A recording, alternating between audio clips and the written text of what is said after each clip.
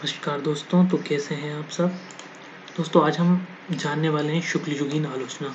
जैसा कि आप सभी जानते हैं, आचार्य शुक्ल हिंदी साहित्य के केंद्रीय समीक्षक रहे हैं। इसके अलावा उनके निबंध और आलोचना हिंदी साहित्य में मील का पत्थर साबित होते हैं। जैसा कि आप सभी जानते हैं, शुक्ल जी को पढ़ना अत्यंत महत्वपूर्ण है और हिंदी साहित्य में शुक्ल जी का कितना महत्वपूर्ण स्थान है। तो दोस्तों इसी बात को दृष्टिगोचर रखते हुए मैं आपके सामने प्रस्तुत करता हूँ शुक्ल युगीन आलोचना। इसके अंतर्गत हम पढ़ने वाले हैं शुक्ल जी की समीक्षा पद्धतियाँ।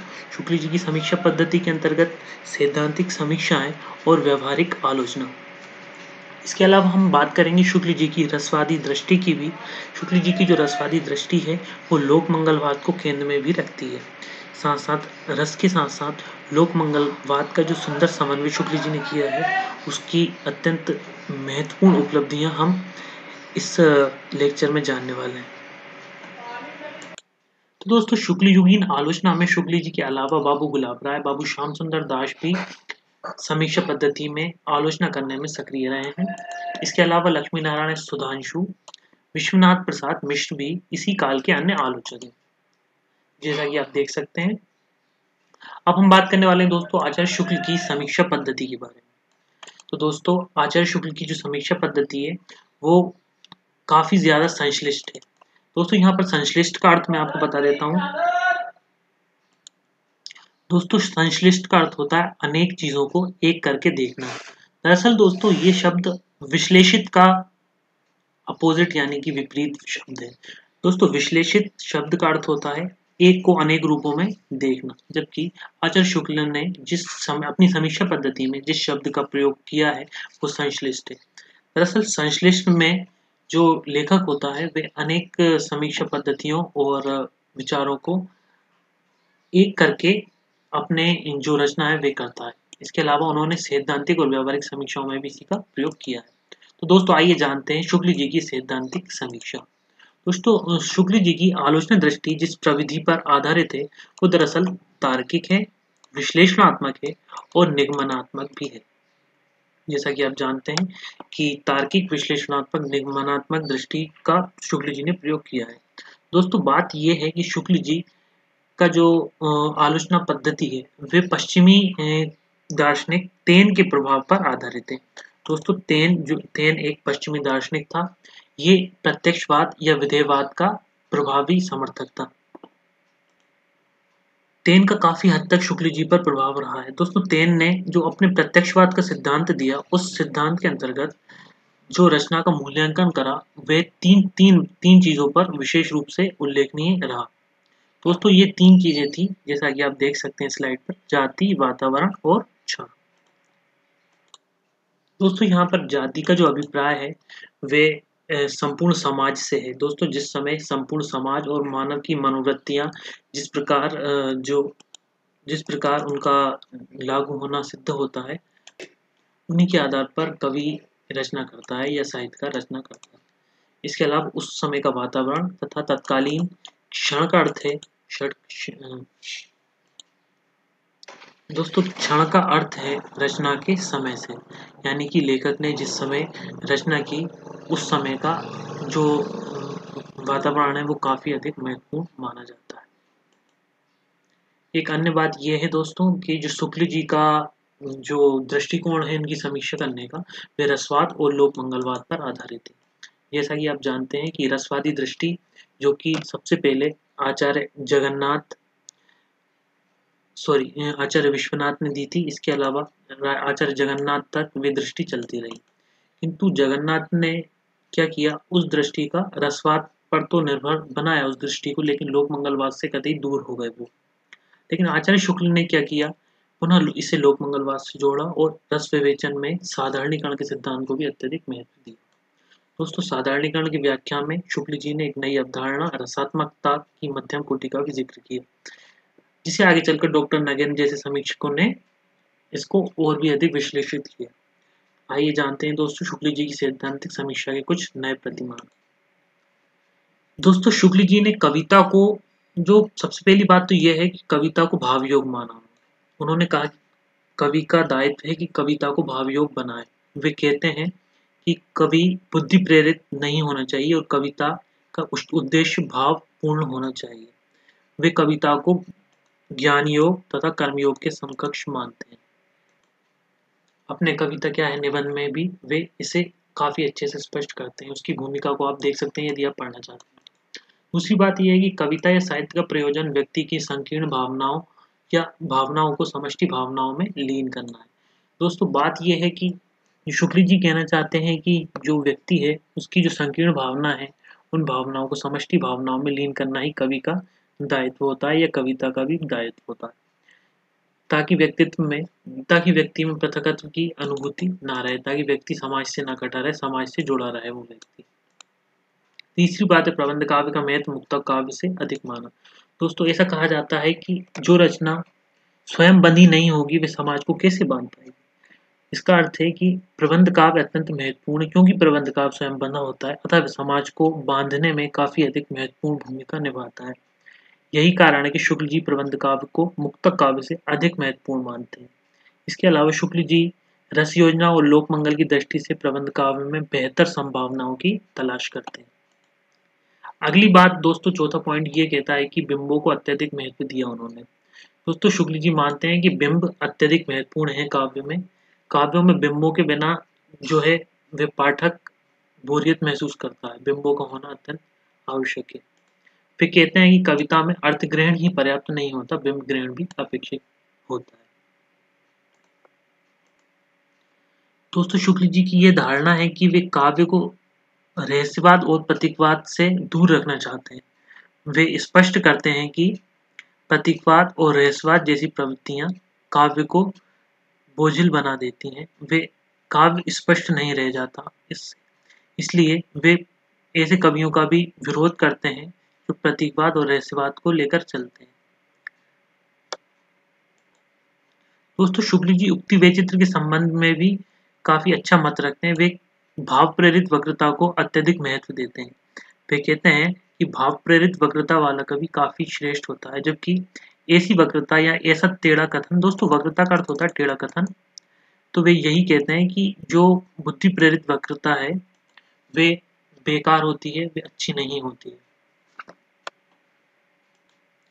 यही वजह है कि वे भाव प्रेरित वक्रता में सूर्य की गोपियों को अत्यधिक श्रेष्ठ सिद्ध करते हैं क्योंकि उनके कथन भाव प्रेरित वक्रता की ओर इंगित करते हैं, जबकि केशव दास को अत्यंत रूप से खारिज करते हैं। वे इसी का यही कारण है कि वे बुद्धि प्रेरित वक्रता का इस्तेमाल करते हैं। दोस्तों शुक्ल जी ने अलंकारों को महत्व तो दिया है लेकिन सीमित मात्रा में महत्व दिया है। वे कविता में अलंकारों को वांछनीय मानते हैं किंतु अत्यंत महत्वपूर्ण तो नहीं मानते हैं। उन्होंने इसे एक उदाहरण देकर स्पष्ट किया है कि जिस प्रकार कुरूप स्त्री आभूषण लादकर सुंदर नहीं बन सकती, वैसे ही अलंकार गुण सौंदर्य तो भले ही बढ़ा दें लेकिन सौंदर्य उत्पन्न नहीं कर सकते। जैसा कि आप देख सकते हैं, इसे पढ़ सकते हैं। दोस्तों इसके अलावा उन्होंने कविता की भाषा के संदर्भ में भी मत व्यक्त किया है। उन्होंने कहा है कि कविता की भाषा जो है वो नाद सौंदर्य से युक्त होना चाहिए। उन्होंने नाद सौंदर्य को अत्यंत महत्व दिया है। शुक्ल जी कहते हैं कि नाद सौंदर्य से कविता की आयु बढ़ जाती है। जिस प्रकार नाद सौंदर्य आएंगे तो पाठक है उसको पढ़ने का अत्यधिक मन करेगा और ये जो रचना है वो दीर्घ काल तक चलती रहेगी और कविता की आयु भी बढ़ जाएगी। इसलिए उन्होंने नाद सौंदर्य को अत्यंत महत्वपूर्ण माना है। नामबोधक शब्दों के स्थान पर उन्होंने गुणबोधक शब्दों का प्रयोग करना भी उचित समझा है। वे कहते हैं कि जो नामबोधक शब्द हैं उनके स्थान पर हमें गुणबोधक शब्दों का प्रयोग करना चाहिए, यानी जो कवि या कलाकार है उसको चाहिए कि नामबोधक शब्दों का प्रयोग करें। इसका उदाहरण मैं आपको बताता हूँ। जैसे यदि किसी व्यक्ति जो व्यक्ति संकट में है उसको यदि कृष्ण को पुकारना है तो वे मुरलीधर के स्थान पर गिरधर का प्रयोग करेगा तो ज्यादा उचित रहेगा। क्योंकि गिरधर शब्द अपने आप ही संकट निवारण की ओर संकेत करता है, जबकि मुरलीधर शब्द मनोरंजक के स्थान पर युक्त हो सकता है। इसलिए उन्होंने नामबोधक शब्दों को अत्यंत हीन माना है, जबकि गुणबोधक शब्दों का प्रयोग करना उचित बताया है। उन्होंने ये भी माना है कि पारिभाषिक शब्दों का प्रयोग कवि को नहीं करना चाहिए। पारिभाषिक शब्दों के प्रयोग से कविता अत्यंत जटिल हो जाती है और काव्य जैसी नहीं लगती, जबकि वो भाषिक ग्रंथ बन जाती है। इसलिए उन्होंने पारिभाषिक शब्दों से कवि को बचने की ओर संकेत किया है। वे मानते हैं कि जो पारिभाषिक शब्द हैं उनसे अप्रतितत्व दोष उत्पन्न हो जाता है। अप्रतितत्व दोष काव्य में अच्छा नहीं माना जाता, इसलिए उन्होंने स्पष्ट किया है कि कवि को पारिभाषिक शब्दों के प्रयोग से बचना चाहिए। दोस्तों हम ये सब चीजें काफी डिटेल में पढ़ रहे हैं, इसलिए हो सकता है वीडियो लंबी हो जाए, आप वीडियो के साथ जुड़े रहिए। दोस्तों शुक्ल जी की अत्यंत महत्वपूर्ण दा दृष्टि है, ये इसमें शुक्ल जी की आत्मा बोलती है, आप इसे नोट कर लीजिएगा। जैसा कि ये जो 9वां नंबर का पॉइंट है ये स्पष्ट कर देता है, यहाँ पर शुक्ल जी की आत्मा बोलती है इसमें। शुक्ल जी कहते हैं कि काव्य में लोक मंगल की साधना व्यवस्था ठीक नहीं होती। सॉरी, शुक्ल जी कहते हैं कि लोक मंगल की साधना अवस्था अत्यंत महत्वपूर्ण होती है, जबकि सिद्धावस्था काम में नहीं होती।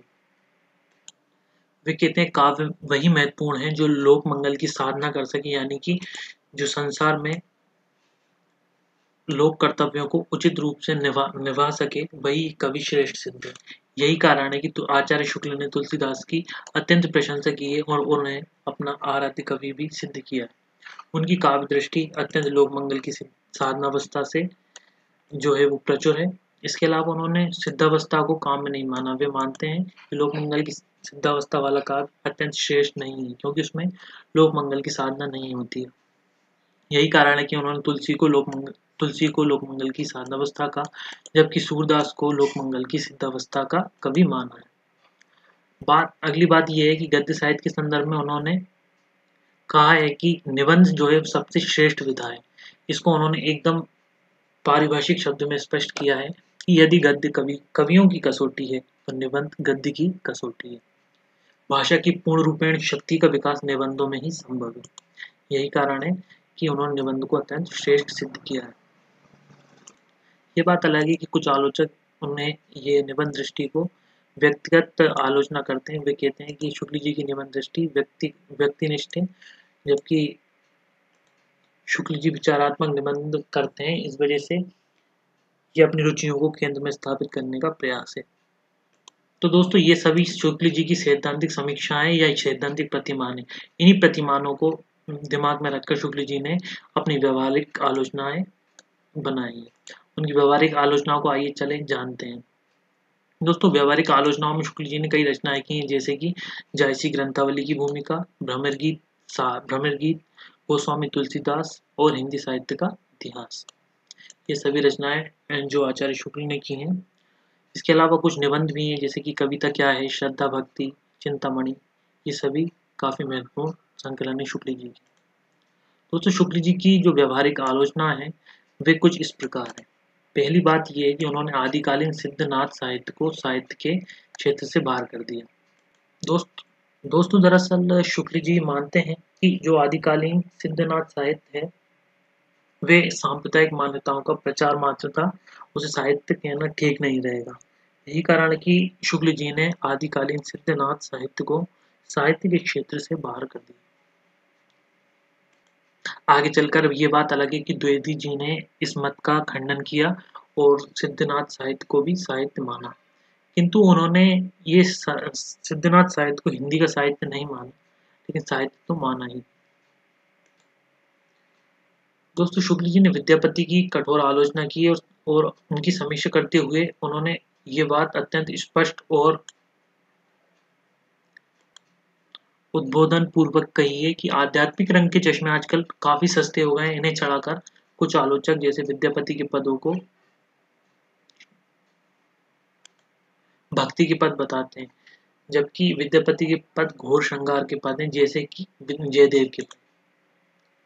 दोस्तों अगली बात यह है कि शुक्ल जी प्रत्यक्षवाद से प्रभावित हैं। उन्होंने तेन के प्रत्यक्षवाद को काफी अधिक मात्रा में स्वीकार किया है। तो उनकी जो प्रत्यक्षवादी दृष्टि है वे भक्ति काल के आंदोलन की समीक्षा की ओर इस्लामी आक्रमण से उत्पन्न हताशा का परिणाम बताते हैं।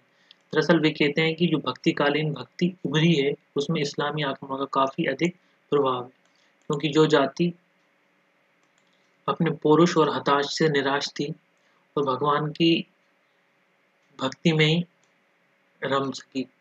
यही कारण है कि शुक्ल जी इस्लामी आक्रमण के प्रभाव को इसका कारण बताते हैं। दोस्तों, उन्होंने भक्तिकाल के चारों प्रमुख कवियों पर विस्तार से चर्चा की है। उन्होंने भाव प्रेरित वक्रता की काफी प्रशंसा की है, जैसा कि मैंने आपको बताया। इसके अलावा वे तुलसी के साहित्य की रचनाशीलता को भी काफी अधिक महत्व देते हैं।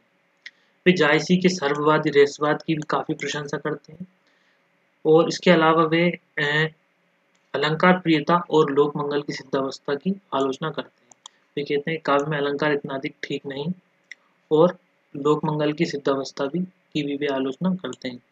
यही कारण है कि उन्होंने कबीर के महत्व को प्रतिपादित नहीं कर पाए। वे कबीर का सामाजिक महत्व वे देख नहीं पाए और उनकी जो सृष्टि है वे अपने साहित्य में नहीं कर पाए। जबकि आचार्य हजारी प्रसाद द्विवेदी ने कबीर के साहित्य का काफी अच्छे से मूल्यांकन अपने कबीर नामक ग्रंथ में किया है।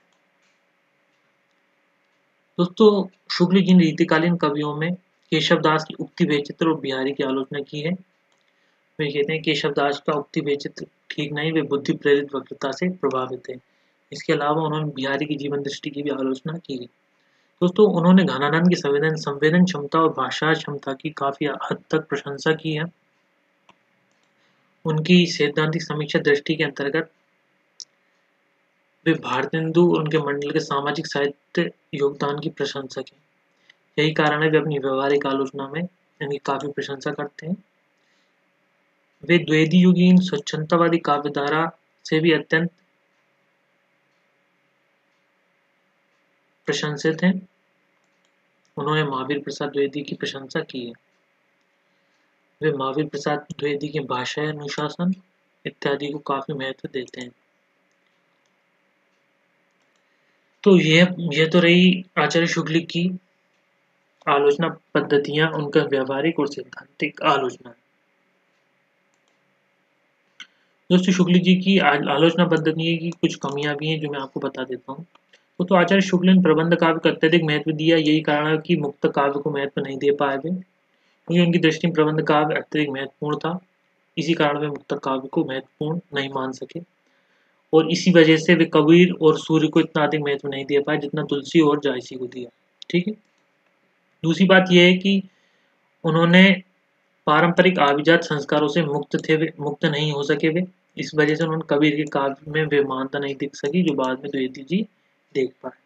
शुक्ल जी की मर्यादावाद कई बिंदुओं पर आड़े आया और रचनाकारों का तर्क मूल्यांकन करने में बाधक बना।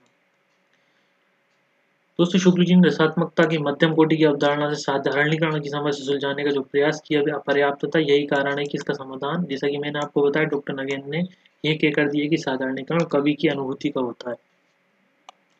तो शुक्ल जी ने प्रत्यक्षवादी विधेयवादी दृष्टि को अत्यधिक महत्व देने के कारण परंपरा, इतिहास और रचनाकार के व्यक्तित्व को यथेष्ट महत्व नहीं दे सके। कबीर की अखड़ता पर नाथपंथ का प्रभाव और भक्ति आंदोलन के उद्भव की व्याख्या में पहले से चली आ रही परंपरा को इसलिए पर्याप्त महत्व नहीं मिल सका। रहस्यवाद और प्रतीकवाद के प्रति उनका दृष्टिकोण अत्यंत विरोधी रहा, जिस कारण छायावाद जैसे साहित्यिक आंदोलन उनके गलत मूल्यांकन के शिकार हुए। दोस्तों, शुक्ल जी ने साहित्य को स्वदेशी और विदेशी में विभाजित कर दिए। यही कारण है कि जायसी के प्रेम तथा कबीर के भावनात्मक रहस्यवाद को उन्होंने अभारतीय साबित कर दिया, जबकि तुलसी को भारतीय प्रेम पद्धति का पूर्ण प्रतिनिधि माना। कई आलोचक इस वर्गीकरण को औचित्यपूर्ण प्रतीत नहीं मानते। उन्होंने निबंध को गद्य विधाओं में केंद्रीय महत्व दिया और निबंधों में विचारात्मक निबंध को आदर्श के रूप में स्थापित कर दिया। आलोचकों का एक बड़ा वर्ग उनसे कहता है कि वे अपनी रुचियों को केंद्र में स्थापित रखने का प्रयास कर रहे हैं।